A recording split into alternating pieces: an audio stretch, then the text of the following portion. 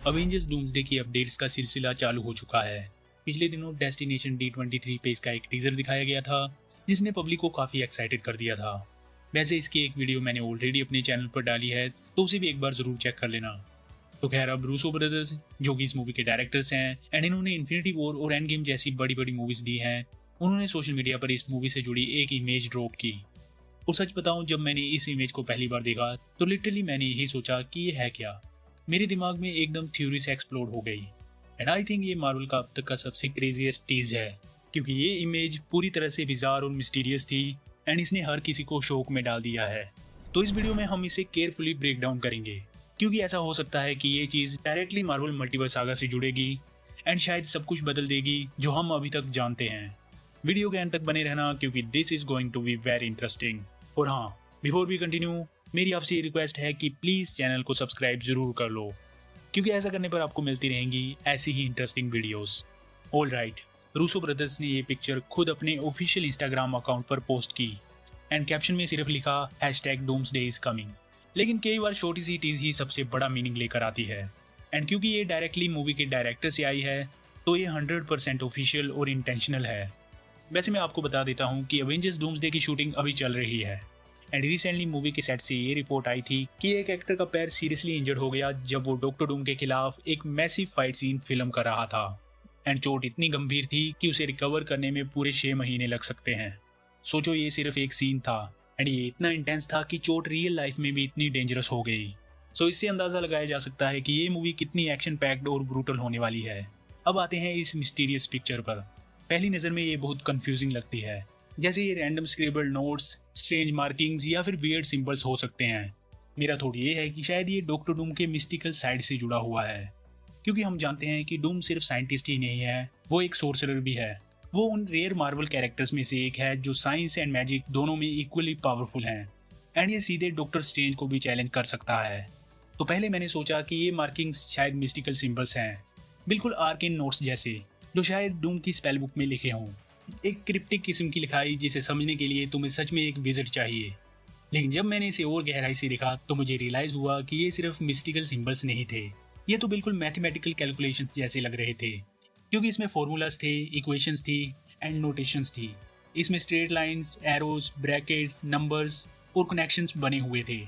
And then it reminded me of something we have already seen in the MCU, जो था Fantastic Four movie में Reed Richards की lab का chalk board. Fantastic Four movie में Reed Richards की lab के अंदर एक बड़ा सा चौक बोर्ड था, जहां वो लगातार इक्वेशंस लिखता था, कॉस्मिक थ्रेट से लड़ने के लिए सॉल्यूशंस खोजता था और अपनी फ्यूचरिस्टिक टेक्नोलॉजी प्लान करता था। उस चौक बोर्ड पर भी फॉर्मूलाज, एरोस एंड नोट्स लिखे हुए थे। एंड सबसे इंटरेस्टिंग डिटेल की बात करें तो उसके एजेस ऑरेंज ग्लो से हाईलाइटेड थे। एंड रूसो ब्रदर्स ने जो इमेज शेयर की है उसमें भी बिल्कुल वही ऑरेंज टिंटेड एजेस दिख रहे हैं। ये सिमिलरिटी इतनी ऑब्वियस है कि इसे इग्नोर करना ऑलमोस्ट इम्पॉसिबल है। तो आई थिंक ये पिक्चर हमें रीड रिचर्ड्स का चौक बोर्ड दिखा रही है, जो कैलकुलेशन से भरा हुआ है एंड समहाउ डॉक्टर डूम से जुड़ रहा है।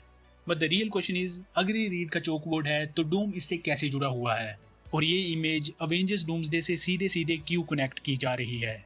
इस सवाल का जवाब ढूंढने के लिए हमें फैंटास्टिक फोर के पोस्ट क्रेडिट सीन को याद करना होगा। उस सीन में हमने डॉक्टर डूम को फैंटास्टिक फोर के यूनिवर्स में एंट्री करते हुए देखा था, लेकिन पूरी मूवी के दौरान डूम को मेन स्टोरी से जानबूझकर दूर रखा गया। हमें यूनाइटेड नेशंस में लातविरिया दिखाया गया, लेकिन डॉक्टर डूम खुद नजर नहीं आया। आई थिंक ये सेटअप डूम के लेटर अराइवल के लिए किया गया था। सो दो पॉसिबिलिटीज हो सकती हैं कि या तो ये डॉक्टर डूम फैंटास्टिक फोर के यूनिवर्स से है, या फिर ये किसी और मल्टीवर्स रियलिटी से आया था। सो मूवी के पोस्ट क्रेडिट सीन ने ये क्वेश्चन ओपन छोड़ दिया है।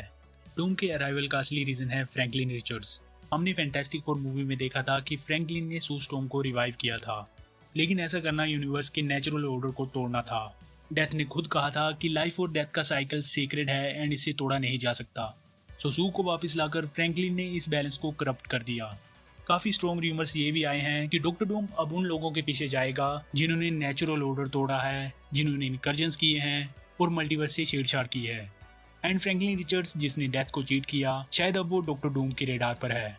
हम जानते हैं कि फ्रैंकलिन मार्वल यूनिवर्स के सबसे पावरफुल कैरेक्टर्स में से एक है, सो डूम को इससे सीधे लड़ने की जरूरत भी नहीं है, अभी वो एक बच्चा ही है। सो डॉक्टर डूम इसे आसानी से मैनिपुलेट कर सकता है, इसका दोस्त बनकर इसका ट्रस्ट जीत सकता है एंड फिर उसकी पावर्स को अपने काम में इस्तेमाल कर सकता है। अगर ये सब कुछ हमें अवेंजर्स डूम्सडे में देखने को मिलता है तो ये डूम के कैरेक्टर को परफेक्टली सूट करेगा, क्योंकि कॉमिक्स में भी वो ऐसा ही है। तो मे भी ऐसा हो सकता है कि ये चोकबोर्ड इमेज हमें दिखा रही है कि रीड रिचर्ड्स और doctor Doom side by side काम कर रहे हैं। जस्ट इमेजिन, रीड को लगे कि डॉक्टर डूम उसकी मदद कर रहा है मल्टीवर्स को बचाने में, but in reality doctor Doom secretly plan कर रहा हो रीड रिचर्ड्स के सॉल्यूशन को हाईजैक करके अपने मुताबिक ट्विस्ट करके अपना प्लान बनाए। डूम का अल्टीमेट गोल ये हो सकता है कि एक सिंगल यूनिवर्स क्रिएट किया जाए जहां का रूलर डॉक्टर डूम हो। अब टाइमिंग की बात करें तो अवेंजर्स डूम्सडे को रिलीज होने में लगभग 15 मंथ्स बचे हैं। रूसो ब्रदर्स अभी भी शूटिंग कर रहे हैं एंड ये प्रोसेस दिसंबर तक चलेगी। इसका मतलब ये है कि साल के एंड तक मार्वल शायद ऑफिशियल प्रमोशनल मटेरियल रिलीज करना शुरू कर दे। आई थिंक दिसंबर में हमें अवेंजर्स डूम्सडे का एक टीजर या फिर एक प्रॉपर पोस्टर मिल सकता है। एंड अगले साल तो पूरी तरह से हाइप का तूफान आने वाला है। Full trailers, character reveals and non stop theories जिन पर हम बात करते रहेंगे। पिछली अवेंजर्स मूवी आए हुए ऑलमोस्ट 6 साल हो चुके हैं एंड मार्वल अच्छी तरह जानता है कि फैंस की एक्साइटमेंट को कैसे बढ़ाना है। इस चीज से साफ लग रहा है कि डूम को सिर्फ एक और विलन की तरह सेट नहीं किया जा रहा, उसे एक कॉम्प्लेक्स फिगर की तरह प्रेजेंट किया जाएगा। रूसो ब्रदर्स ने खुद हिंट दिया है कि डूम को ऐसे पोर्ट्रे किया जाएगा कि वो खुद को हीरो समझेगा। शायद वो रीड रिचर्ड्स और अवेंजर्स के साथ काम भी करे, लेकिन आखिर में उसकी असली इंटेंशन सामने आ जाएंगी। So what do you think? इस मिस्टीरियस इमेज में अवेंजर्स डूम्सडे को लेकर क्या दिखाया गया है?